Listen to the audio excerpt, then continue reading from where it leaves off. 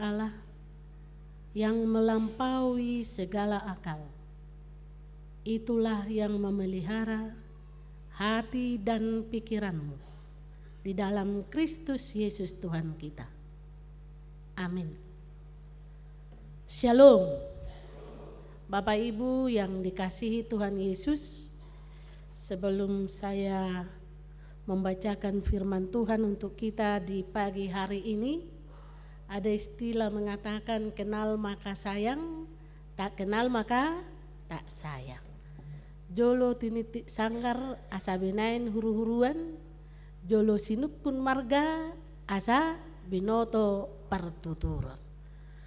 Nakin nunga di paboa amang partikting, ia hami padita luspida boru simajuntak, na mangalap hami marga siahaan, dua madakdanak dihami, sada bawa nunga tamat sian STT HKBP pematang siantar na di bulan nonomi, sadanai borua baru di Bulasia masuk tu perguruan tinggi di Universitas Katolik Parayangan, Fakultas Hukum.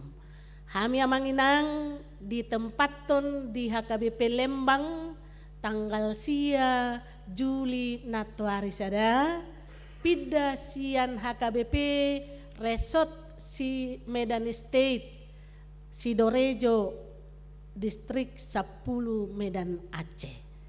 Hami sian balige ma hutanami atek behadok perbalige, atek behadong margasiahan, atek beha margasi majutak, adong muse boru purba, adong muse sian toba, hami takasdo sian balige. Horas madihita saluhutna. Firman Tuhan buat kita di minggu ke-7 setelah Trinitatis, kita ambil dari Matius pasal 13 ayat 31 sampai dengan 35. Demikian firman Tuhan, mari kita mendengarkan bersama-sama. Perumpamaan tentang biji sesawi dan ragi. Yesus membentangkan suatu perumpamaan lain lagi kepada mereka, katanya, hal kerajaan surga itu seumpama biji sesawi yang diambil dan ditaburkan orang di ladangnya. Memang biji itu yang paling kecil dari segala jenis benih, tetapi apabila sudah tumbuh, sesawi itu lebih besar daripada sayuran yang lain, bahkan menjadi pohon, sehingga burung-burung di udara datang bersarang pada cabang-cabangnya. Dan ia menceritakan perumpamaan ini juga kepada mereka. Hal kerajaan surga itu seumpama ragi yang diambil seorang perempuan dan diadukkan ke dalam tepung terigu 3 sukat sampai kamir seluruhnya. Semuanya itu disampaikan Yesus kepada orang banyak dalam perumpamaan, dan tanpa perumpamaan suatu pun tidak disampaikannya kepada mereka, supaya genaplah firman yang disampaikan oleh Nabi. Aku mau membuka mulutku mengatakan perumpamaan. Aku mau mengucapkan hal yang tersembunyi sejak dunia dijadikan. Demikian firman Tuhan. Bapak Ibu yang dikasihi Tuhan Yesus, pada hari ini kita disuguhkan dengan tema beriman dan bertumbuh di dalam Tuhan. Beriman dan bertumbuh di dalam Tuhan. Marhaporsiaon jala magudang di bagasan Tuhani. Molo tarenukon, kita renungkan sesaat. Beriman, bertumbuh, magudang di bagasan Tuhan ini, kita bisa menarik kepada diri kita sendiri di usia kita yang seberapa sekarang, bagaimana kita mengenal Tuhan.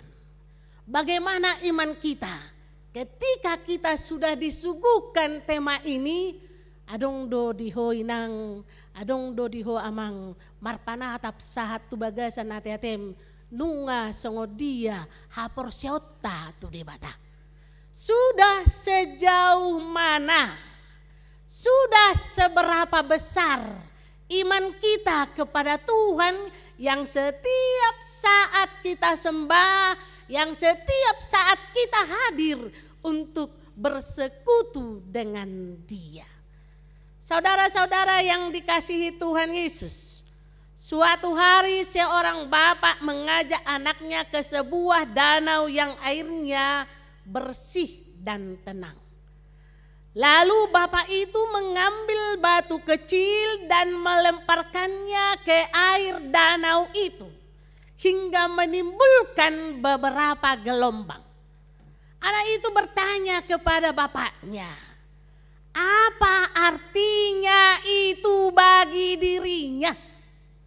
Lalu si bapak menjelaskan kepada anaknya, "Nak, batu yang kecil ini mampu menimbulkan gelombang yang cukup besar di danau yang tenang tersebut."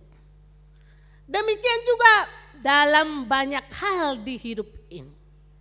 Ketika kita melakukan sesuatu yang kecil atau melakukan sesuatu yang sederhana, di kemudian hari sesuatu yang kecil itu, sesuatu yang sederhana itu akan menjadi besar dan akan berdampak yang luar biasa bagi banyak orang.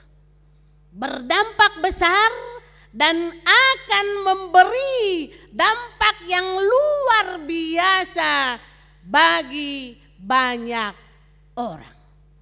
Inilah yang diajarkan Yesus dalam perumpamaan biji sesawi dan ragi.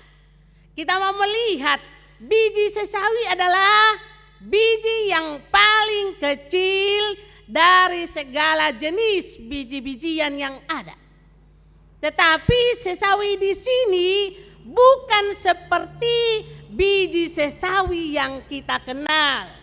Sesawi di sini bisa menjadi pohon setinggi 10 sampai 15 kaki atau 3 sampai 4,5 meter, melebihi tanaman atau sayuran lainnya. Dikatakan sesawi bahkan dapat menjadi pohon sehingga burung-burung pun dapat bersarang di atasnya. Burung-burung pun dapat bersarang di atasnya. Demikian pula halnya kerajaan surga. Yesus memulai pelajaran tentang kerajaan surga dari sesuatu yang kecil.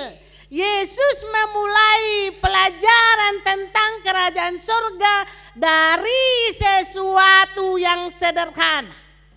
Di mana Yesus memulai pelayanannya dari kota yang terpencil dengan metode pelayanan yang tampak sederhana, yaitu dengan berjalan kaki dari kota yang satu ke kota yang lain.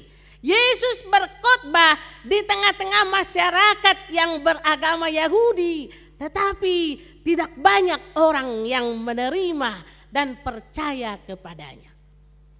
Yesus berkhotbah kepada orang Yahudi, tapi tidak banyak, pada saat itu tidak banyak yang menerima dan percaya kepadanya. Baru yang kedua, murid Yesus pun hanya 12 orang. Semua mereka hanya seperti biji sesawi. Mereka orang kecil. Mereka sederhana. Mereka tidak terpandang. Tapi pada akhirnya Sekalipun pemberitaan tentang kerajaan surga itu dimulai dari sesuatu yang kecil, dari sesuatu yang sederhana, dan jumlah pengikutnya yang masih sangat sedikit. Namun di kemudian hari, yang kecil itu menjadi besar. Yang sederhana itu ditandai dengan semakin banyaknya orang yang tertarik. Yang kecil itu di kemudian hari banyak orang terpikat. Yang kecil itu dan sederhana itu di kemudian hari banyak orang makin bertambah dan makin bertambah. Imannya semakin dibabat, semakin merambat. Saudara-saudara yang dikasihi Tuhan Yesus, pemberitaan itu membawa orang dari segala bangsa. Bukan hanya orang Yudea, bukan hanya orang Palestina, tapi dari segala bangsa, termasuklah kita di dalamnya, ambil bagian dalam kerajaan surga. Seperti burung-burung datang bertengger di atas pohon sesawi, demikian orang percaya datang mencari kerajaan surga dimanapun dia tinggal. Saudara-saudara kekasih dalam Yesus Kristus, pekerjaan Yesus yang dimulai dari pelayanan kecil di kota Galilea telah menyebar luas sampai ke seluruh dunia. Dari zaman Yesus hingga masa kini, pengikut yang percaya kepada Yesus semakin bertambah dan jumlah yang cukup besar. Dan kekristenan menjadi satu gambar agama besar di dunia saat ini. Saudaraku, perumpamaan itu ialah perumpamaan tentang biji sesawi. Kecil tapi bermakna, kecil tapi berguna, kecil pedas rasanya. Itulah iman kita ketika kita mengenal Tuhan. Yang kedua ada lagi tentang perumpamaan yang dikatakan di sini ragi.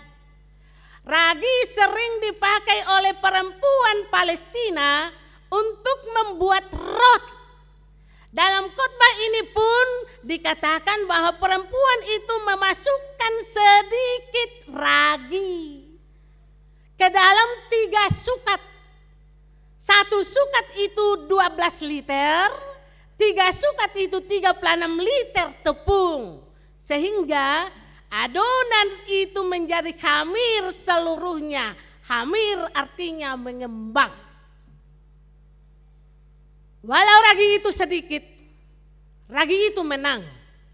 Sehingga adonan itu menjadi khamir, menjadi menang, menjadi mengembang buat seluruh tepung yang 36 liter tadi.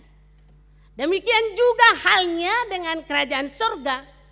Sekalipun pemberitaannya dimulai dari sesuatu yang kecil, yaitu dari kota Bethlehem, dari Efrata, dari Galilea. Namun pada akhirnya pemberitaan itu memberi dampak bagi orang banyak di Palestina, bahkan hingga ke kota Galilea, Judea, dan hingga kepada kita saat ini. Pemberitaan tentang kerajaan surga telah membawa pertobatan bagi banyak orang. Ajaran Yesus telah membawa perubahan besar bagi banyak orang.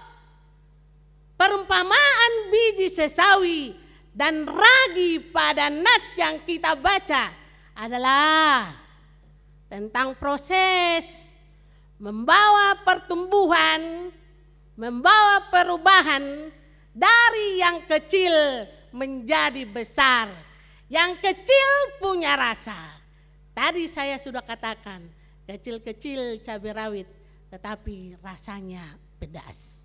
Dia bermakna, berguna bagi orang lain. Saudara-saudara yang dikasihi Tuhan Yesus, jika biji sesawi perlu proses untuk bertumbuh. Biji itu diterpa hujan, biji itu diterpa angin, dan kadang ada hama masuk ke dalamnya, tapi dia bertumbuh. Ragi pun demikian, ragi perlu diaduk, Dan jika perlu adonan dibanting supaya mengembang. Jadi dia punya proses. Tidak hanya dimasukkan, tapi diaduk. Bila perlu dibanting, supaya apa? Supaya adonan itu mengembang. Lalu bagaimana dengan iman kita? Apakah sejak kita percaya pada Tuhan Yesus ada perubahan pada diri kita masing-masing? Apakah iman yang sudah kita miliki itu sudah bertumbuh? Atau iman kita masih kerdil dan bantat karena peristiwa, karena persoalan, atau ketika kita menghadapi kesulitan? Bapak, Ibu, saudara-saudara, saya mau cerita tentang perjalanan SK saya waktu mau masuk ke Lembang. Saya di Medan pendeta resort. Ketika SK kami datang, kami dibuat jadi uluan Nihuria di pos pelayanan Lembang. Ketika SK itu datang, ada teman-teman pendeta mengatakan, "Kak, jangan pergi. Gereja itu kecil. Jumlah jemaatnya hanya 15 kakak. Masa kakak pergi dari pendeta resort jadi uluan Nihuria?" Lalu saya terdiam. Saya mengatakan, apakah 15 kakak itu tidak milik Tuhan? Apakah pos pelayanan itu bukannya milik Tuhan? Lalu saya bilang sama teman saya ini, yang 15 kakak itu di sana Tuhan bekerja. Yang 15 kakak itu di situ juga Tuhan hadir. Maka tanggal 23 bulan Juni saya survei tempat. Saya pergi ke HKBP Lembang. Saya berjumpa dengan Amang Pendeta Pitu Sinaga. Saya lihat lokasi gereja itu. Dan saya berkata, Tuhan panggil saya ke tempat ini. Aku yakin, aku percaya ada maksud Tuhan untuk saya di tempat itu. Baru setelah serah terima, datang Amang Preses. Saya dipanggil ke atas dengan Amang Pendeta Resort. Inang Pendeta, satu tugas besar untuk kamu lakukan di tempat ini. Apa itu, Amang? Huria pos pelayanan ini sudah 19 tahun, tapi masih pos pelayanan. Dulu waktu dimulai ini ada 50 kakak. Tapi 19 tahun ini hanya 15 kakak. Maka kerjam. Apa itu, Amang? Dalam tahun ini cari domba-domba. Harus ada 27 kakak. Supaya apa? Tahun depan target kita HKBP Pos Pelayanan Lembang menjadi Huria Nagok. Kita akan resmikan gereja ini menjadi Huria Nagok. Saya bertanya kepada Tuhan, dari mana? Bagaimana caranya? 15 kakak, tambah lagi 12, dari mana? Saya hanya minta Tuhan bekerja. Saya mau ada rekan-rekan yang peduli dengan gereja yang kecil itu. HKBP Lembang yang mungkin saya tahu dia duluan dari HKBP Bandung Reformanda. Kalau mungkin dari usianya HKBP Lembang lebih tua dari HKBP Reformanda, benar atau enggak? Di situ saya mau melihat Tuhan mau menumbuhkan iman di sana. Tanggal 19 kemarin di masa libur kami berjumpa, kami door to door, ada 8 keluarga kami jumpai. Mereka mengatakan terlalu lama, tapi saya bilang tidak ada yang terlalu lama. Yang jelas kalau ada semangat maka di situ Tuhan pasti buka jalan. Amin. Bapak Ibu, saudara-saudara yang dikasihi Tuhan Yesus, mungkin kesulitan, mungkin persoalan, mungkin ketika kita menghadapi cobaan, maka di situ iman itu suam-suam kuku. Tapi dalam sejarah iman kita, dari yang kecil Tuhan mau menumbuhkan supaya burung-burung pun datang bertengger di pohon sesawi yang sudah besar tersebut. Demikian juga iman orang percaya supaya kita yang sudah melihat, saya sudah katakan kepada HKBP Lembang, walau HKBP Lembang ini kecil, songon hatani halak bataki idoi, mek pesi hapor, ijujung do si majujungna. Songoni manuaing komitmen ni HKBP Lembang. Alani urupihamu amanginang. Urupihamu. Molo di bagasan perdalanan na 2 minggu kami di si. Memang perlu topangan. Memang perlu topangan. Dari siapa? Bukan dari yang lain. Molo so hita tu hita be. Isebe pangasahonoton. Amang hari ini di perkenalan kami sebagai pendeta HKBP Lembang yang dipakai Tuhan untuk supaya HKBP itu bisa berkembang.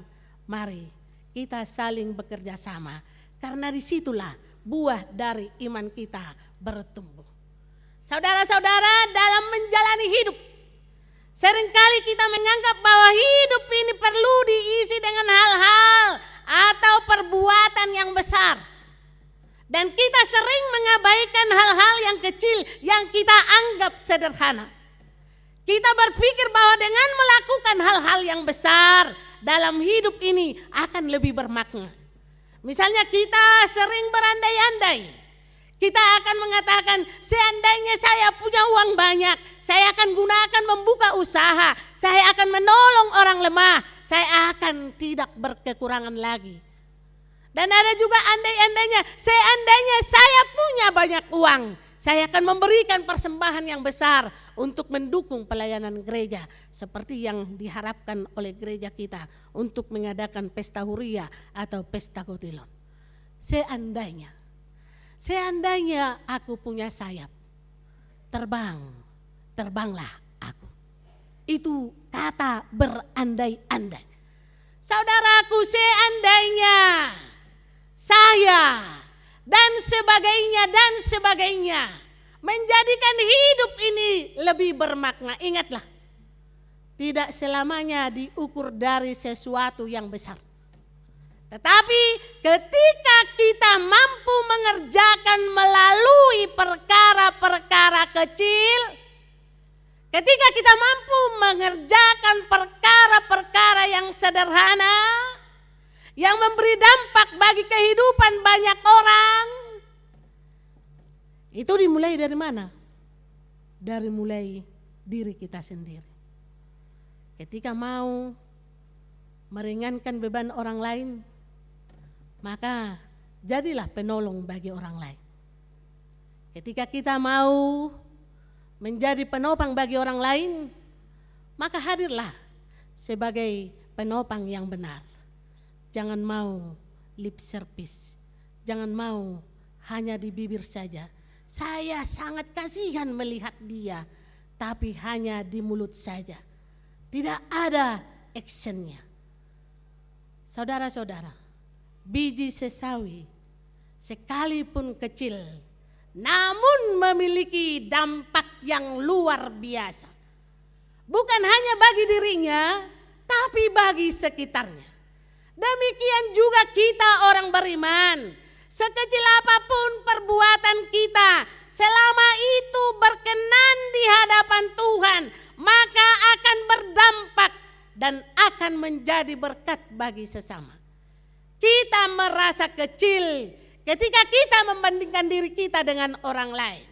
Merasa tidak memiliki kekayaan, merasa tidak mempunyai kemampuan, merasa tidak mempunyai kelebihan. Kita merasa lemah, kita merasa tidak berdaya. Sebenarnya tidak ada dari kita yang tidak berguna. Siapapun kita menginang, remaja, naposo, orang tua, sekalipun lansia, kita bermakna di hadapan Tuhan. Ingatlah, Allah memberi potensi dalam diri setiap manusia sehingga setiap kita dapat bermanfaat bagi diri sendiri dan bagi orang lain. Lihat dirimu dan buktikan ada sesuatu yang dapat berpengaruh. Ada sesuatu yang bisa mempengaruhi dirimu sendiri dan orang lain. Karena itu Amanginang, bersyukurlah atas apa yang kita punya, atas apa adanya kita.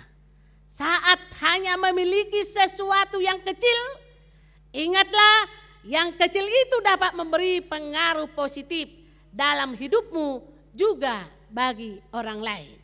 Dan jika itu nyata, dan jika itu terjadi, maka disitulah kerajaan Allah terwujud di dunia ini. Sederhana tapi penting.